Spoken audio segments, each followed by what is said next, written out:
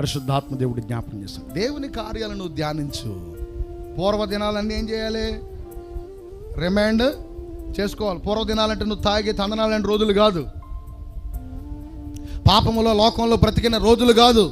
నిన్ను రక్షించడానికి నీ వెనకాల దేవుడు ఎలా పడ్డాడో, అప్పుడు నీ స్థితి బాగోపోతే నీతో ఉండి వెజ్జమాడి నీ స్థితిని ఎలా దేవుడు బాగు చేశాడో ఆ రోజులు నువ్వేం చేయాలి?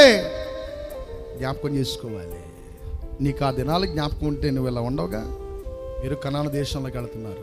బంగారు వెండి విస్తరించిన తర్వాత మీ మనస్సు మదించి నన్ను మరిచిపోతారేమో, నన్ను గుర్తుపెట్టుకోండి అన్నాడు దేవుడు.